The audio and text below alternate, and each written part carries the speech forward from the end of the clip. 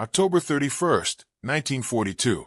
While American children across the nation donned costumes and went trick-or-treating, thousands of Japanese American families sat behind barbed wire in internment camps scattered across the American West. For many of these families, particularly the Issei women who had immigrated from Japan, Halloween was about to become their most bewildering encounter with American culture.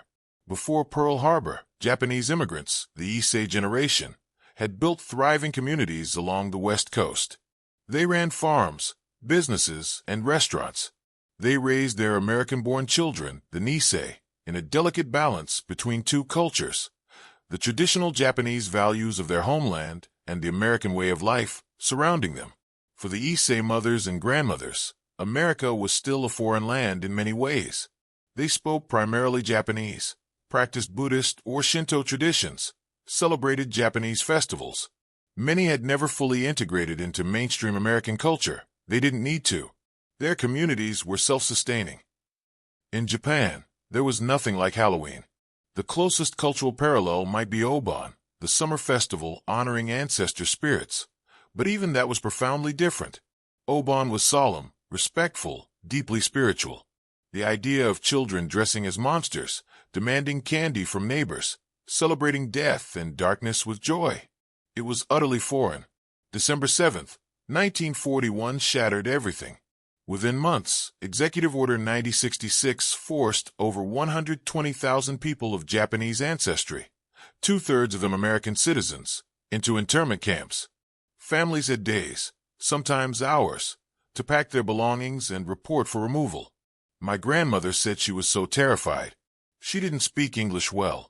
She didn't understand what was happening or where they were taking us. She kept asking my mother, who was only 16, "What did we do wrong? Why are they taking us to prison?" The camps had names that mocked their desolation: Manzanar, Tule Lake, Topaz, Heart Mountain, Poston, Gila River, Amach, Jerome, Rower, and Minidoka. Tar paper barracks in deserts and swamps. Communal bathrooms with no privacy. Armed guards. Barbed wire fences. And families crammed into spaces meant for livestock. By October 1942, the camps were filling with bewildered families, trying to create some semblance of normal life under impossible circumstances. Camp administrators wanted to maintain an appearance of normalcy, particularly for the children. American teachers were hired. Schools were established. And that meant observing American holidays, including Halloween. The announcement came in late October. There would be Halloween celebrations in the camps. For the Nisei children, American-born and somewhat familiar with the holiday, this was exciting. But for their mothers and grandmothers, it was baffling. Imagine being torn from your home, imprisoned behind barbed wire by the country you've lived in for decades, and then being told your children should dress up as ghosts and witches to celebrate.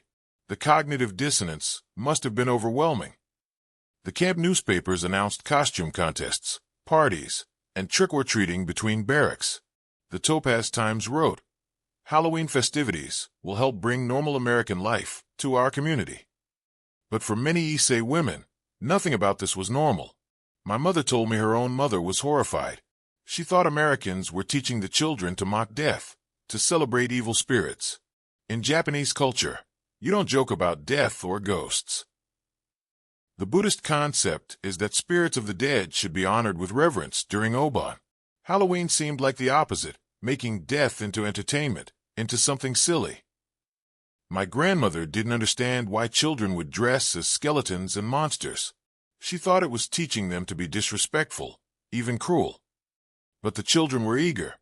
Camp residents made costumes from whatever materials they could find: spare fabric, paper bags, cardboard. There were no store-bought costumes here. Everything was improvised. A sheet became a ghost. Charcoal became face paint. Imagination filled the gaps. The Issei mothers watched as American teachers organized parties in the mess halls. They watched their children bob for apples, a game that seemed wasteful in a place where food was rationed. They watched them parade in costumes, collecting candy that camp administrators had somehow procured. But Halloween in the camps became something more complex than simple culture shock. It became a mirror reflecting the profound contradictions of internment itself.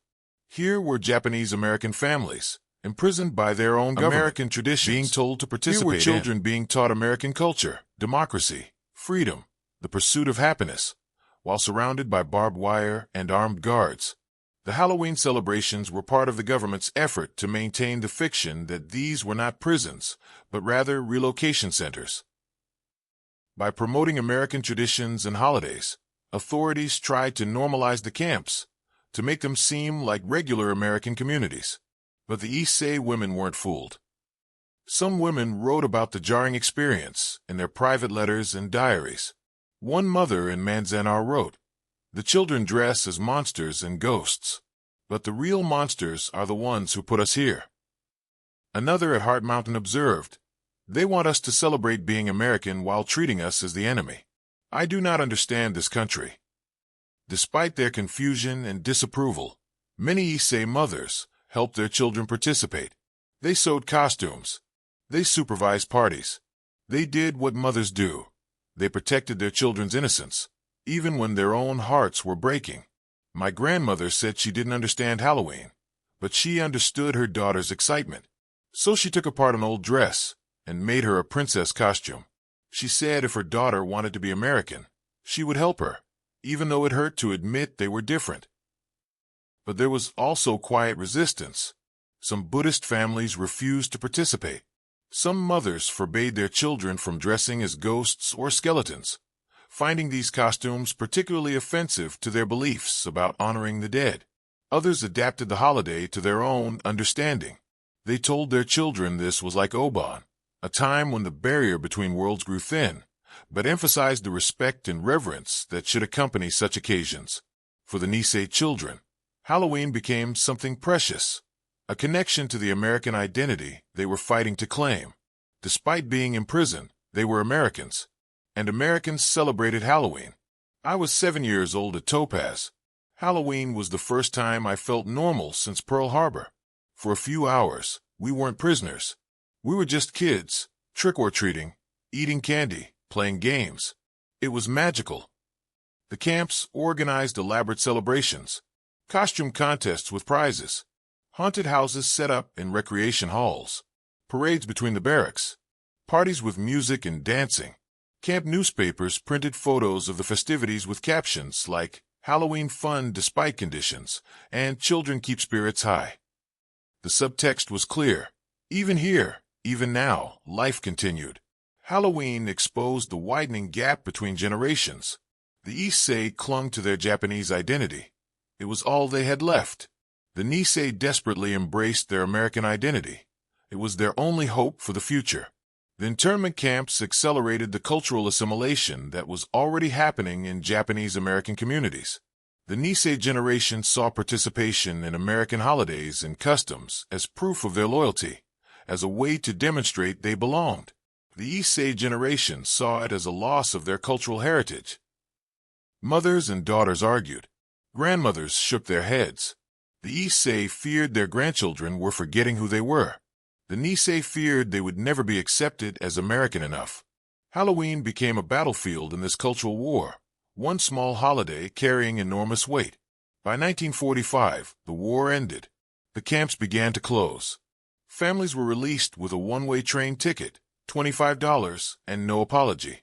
They returned to communities that had stolen their homes, looted their businesses, and branded them as enemies. And still, Halloween continued. In their new homes, or what they could salvage of their old ones, October 31st arrived every year. The Nisei children, now teenagers, still wanted to celebrate. The Issei mothers still found it strange. My grandmother told me that even after the war, she never really understood Halloween. But by then, she had bigger worries. She had to rebuild her life, find work, deal with racism. A holiday where kids dressed up seemed like the least of her concerns. Today, Japanese American families celebrate Halloween like any other American families.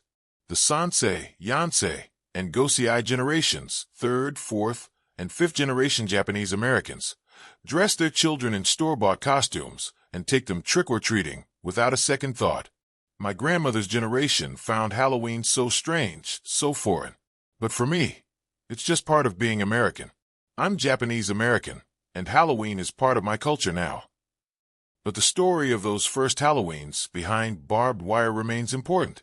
It reminds us that culture shock isn't just about encountering something foreign.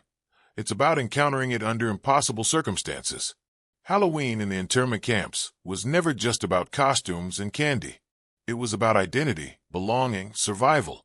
It was about children trying to be American while their government treated them as enemies. It was about mothers trying to protect their children's joy while their own hearts were breaking. The Issei women who found Halloween so shocking in 1942 adapted, as immigrants have always adapted. They learned to navigate this strange holiday, just as they learned to navigate so many other aspects of American life that seemed incomprehensible.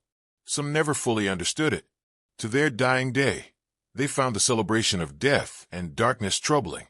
But they supported their children and grandchildren because that's what mothers do.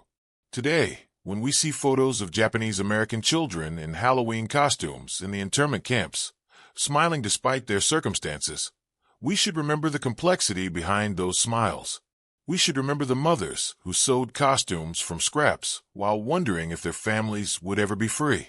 The grandmothers who watched their grandchildren celebrate in ways they found bewildering, wondering if this new generation would remember Japan at all. Halloween in the camps was a small thing, just a holiday, just a children's party. But small things reveal larger truths. These families were told to celebrate being American while being treated as less than American. They were told to embrace American traditions while being denied American freedoms. They were told their children belonged while being shown they did not. The shock wasn't really about Halloween. It was about everything Halloween represented. The painful, complicated, sometimes impossible task of belonging to a country that didn't want them.